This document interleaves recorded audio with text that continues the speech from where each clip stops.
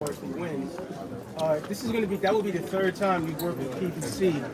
And we've had an interview where you said that PBC, and I quote, was fucked when they were moving over to Prime Video. So are they still fucked, or? I think they're a lot more fucked than they were. Even though it should be potentially the third biggest fight. I mean, I can't remember. You must have got me on a bad day. Yeah. Well, I think, well, it was right over there with Devin Haney and I think Garcia. that obviously when they left Fox, Okay. they left and Showtime left. They're in a very difficult position. When you don't have a broadcast deal, it's not easy. Okay. Right, and Top Rank are in a similar position, right? I'm a bit more friendly these days, so I won't say fucked. Okay. I'll say difficult position.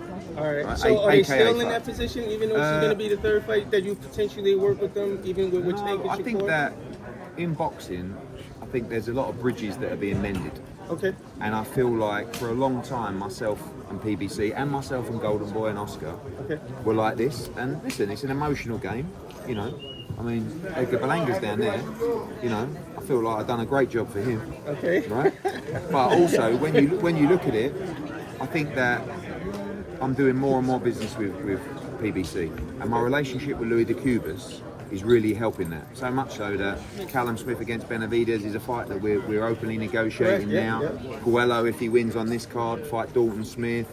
Magasau against Hernandez. So many different fights. So, look, and again with Golden Boy as well. So, you know, I think times have changed, and I'm enjoying having better relationships with people. Maybe it's my age. It's calming down a little bit, you know? Or maturing. I don't know. Eddie, how did you wind up in Queens? You're for the Queens Chronicle. It's home of the World's Fair, by the way. 60th I anniversary. think it's a great idea. I mean, I've been looking at Wimbledon for a long time, back in the UK. This is second tier but this is, compared to I the... think that His Excellency wants to do groundbreaking events at groundbreaking places, and Times Square was one of those. But the problem is with Times Square, you can't get the people. No. And I said going into that fight for Ryan Garcia and those guys, it is difficult. It's not easy just to go and perform. You can hear Mike Tyson shouting out. You can hear Shakur, Richardson, Hitchens.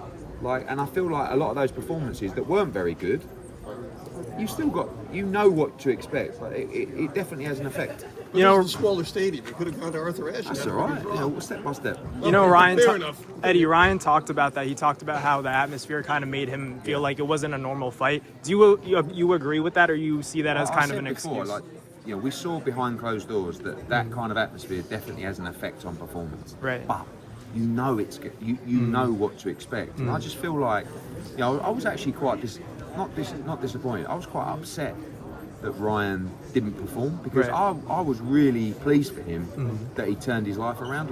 You know, to see him on that Devin Haney fight week, the difference between that and seeing him here on fight week, he looked great. Like, his face looked fresh again, great looking kid. And I was thinking, wow, he's back, and I didn't think we'd see him again. But then I just saw him, and I said talking about the event, I said, sometimes in that environment, the fight can pass you by.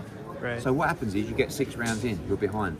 8 rounds in, you're still behind. 10 rounds in, fuck, you've got 2 rounds to go. Do you know what I mean? And to be fair to Derek James, he was saying all the right things. It wasn't as if he wasn't saying, Ryan, fucking put, but he just couldn't do it. Was it the confidence? Was it, I don't know, like, was it the environment? Was it, you know, him and Rowley got a little bit of history, got hurt in this, was it the second round? Yeah. But it was a poor performance. That's the bottom line, and he's much better than that. Is the Haney-Garcia fight still something that can happen? I mean, look, that's up to His Excellency. I don't think that fight is anywhere. I mean, if both those guys look great on May 2nd, it's huge. Right. But they didn't. I think they both need another fight. I mean, Shakur was right about Devin. I think Devin, you know, he's there to be criticised right now. So sometimes people are going to be a little bit harder than they should be. He did pretty much win every round, and he did hurt Ramirez a couple of times when he held his feet, but he just moved too quickly earlier. But he's also coming off a really rough night with a lot of things happened to him, and he's been out of the ring for a year. Devin's a brilliant talent, and he's going to be I worry more for Ryan over Devin. Going into the fight, I was worried more for Devin.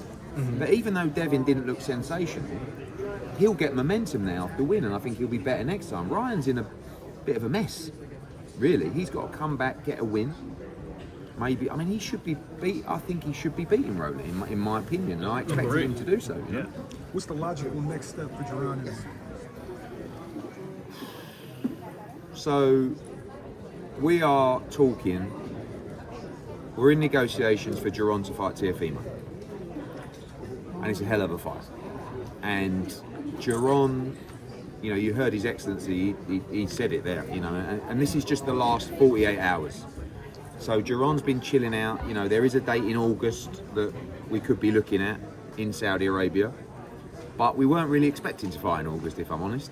You know, we was expecting to fight in September, October. We have a mandatory challenger in Chakram Girsov who stepped aside for the Stanionis fight, but I believe there's a conversation to be had there.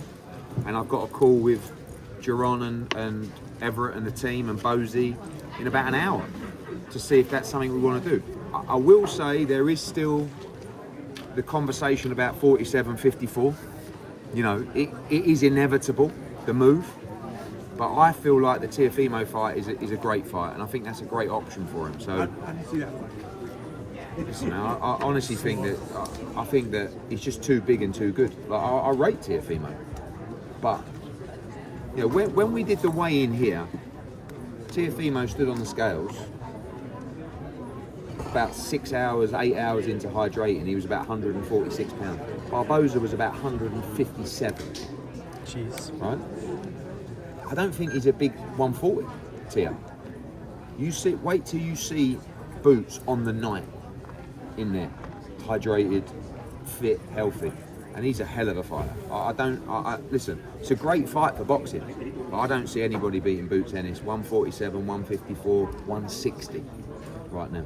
What's your prediction for Shiraz versus Colombia? It's a great fight, you know. And I'm Team Shiraz now because, you know, Edgar's had a lot to say. Yeah. British solidarity? A lot of it is, it's not, like, we get on all right, but, like, you know, I think that I really like Hamza Shiraz. I think it's a brilliant fight. I think that Edgar will get a lot of confidence from Canelo. What Hamza said about the Canelo fight, Berlanga done great in the Canelo fight, but I don't think he really pushed himself in the fight as much as he could have done and probably might do now with that confidence. He hits very hard, but Hamza's been really starved at 160. You see the size of him, he's huge. I think it's a fantastic matchup. I think Hamza needs to be very careful in the first 5 or 6 rounds of that fight.